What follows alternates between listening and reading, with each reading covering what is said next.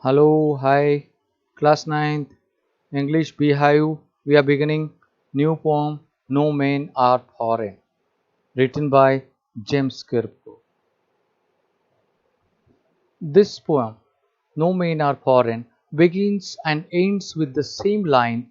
Remember, no men are strange, no country is foreign, as the poet wants to emphasize on the fact that all the people living on this earth are the same and that we have created distinction by erecting borders and fences, different languages, etc. While we are alive, we walk on the same earth, and upon our death, we will lie in our graves in the same earth. He draws another similarity that we all enjoy good food during peace and starve during war and in winter time. We all have similar hands, which we use to do a lot of hard work. All of us have eyes which remain open when we are awake and close when we are asleep.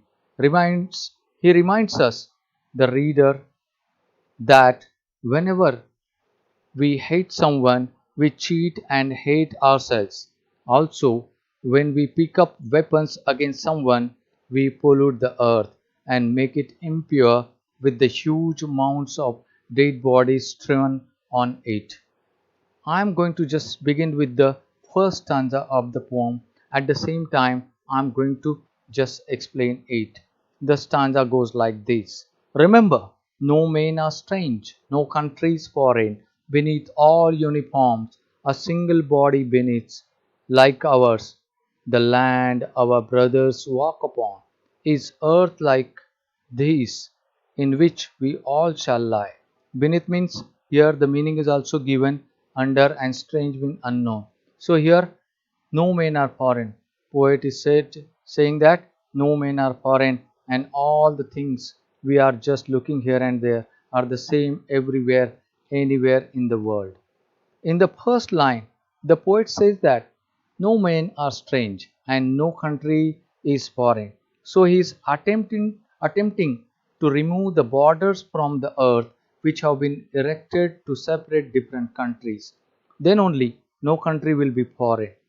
We will feel every country as our own land when there will be no borders. Everyone will be free to move around. The poet wants to say that the entire earth is one and all the people who live on this earth belong to one human race. Then he says that inside the uniforms worn by soldiers of different countries, the human being is the same.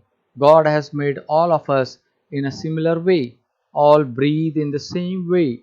Then he says that all the soldiers are our brothers. We all walk upon the same Mother Earth, and upon our death shall lie in the grave in the same earth. Stanza number 2. They, too aware of sun and air and water, are fed by peaceful harvests, by war's long winter starve. Their hands are ours, and in their lives we read, in their lines we read a labor not different from our own. They refer they refers to those people who belong to other countries. We call them foreigners and discriminate them and fight with them also. The poet says that nature has given all the bounties to all people also just like he has given to us. Everyone gets sunlight, air and water in equal measure, which means that God does not differentiate between people from different countries. We all do farming during the time of peace. When there is no war, we live a relaxed life and eat the things given to us by nature. Further, he adds that the way we starve during wars and winters time is the same for those belonging to other countries.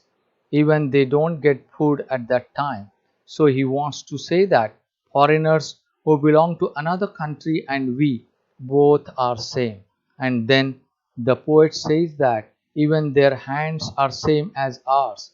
They work very hard just like we do. He's giving all these examples to convey to the reader that there is no difference in us and the people belonging to another country.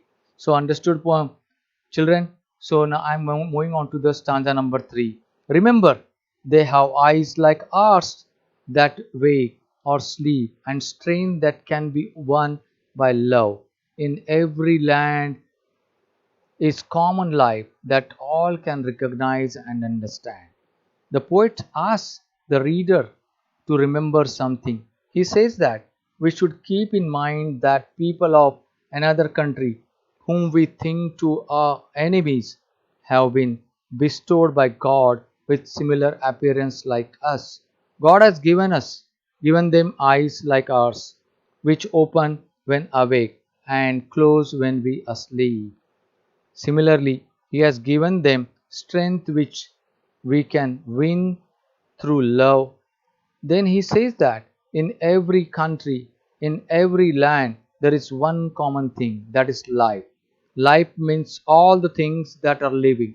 And if we can recognize them, and if we can understand their feelings and realize that they are like us, then there will be no fights or wars between us. In the stanza number 4, let us remember whenever we are told to hate our brothers, it is ourselves that we shall dispose, betray, condemn. Remember, we who take arms against each other.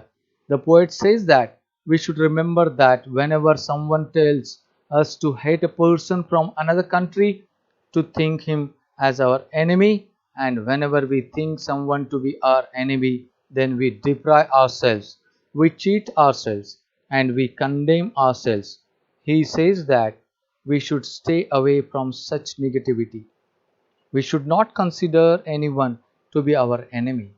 During a war, both the parties must bear the loss, and that is why the poet says that war is not in our favor. He says that whenever we pick any weapon against someone, we should remember one thing. It is the human earth that we defile.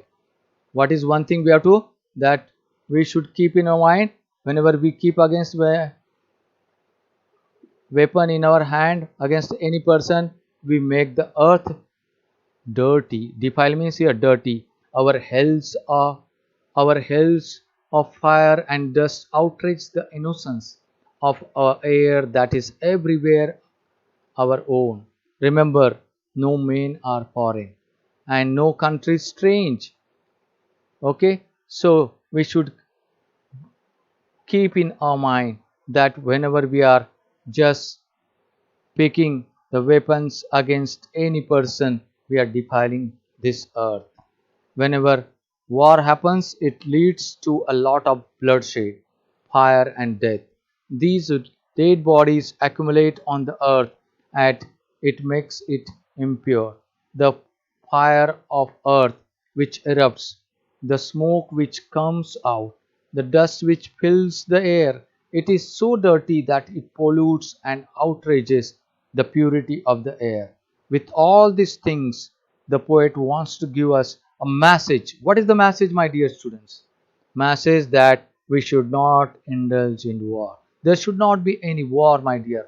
Finally, he ends the poem by writing the first line in reverse and saying that remember, no men are foreign and no country is strange. Okay, in this particular poem, my dear students, lot of literary devices have been used. Rhyming scheme. The entire poem is written in free verse. Means there is no scheme in this particular poem. The literary devices are as alliteration. You will find metaphor and other devices also, such as repetition and enjambment. Okay, so you have to read this poem line by line to understand what are the literary devices and what is the meaning of this poem and what is the message the poet wants to convey in this particular poem. Thank you very much. Bye bye. Have a nice day.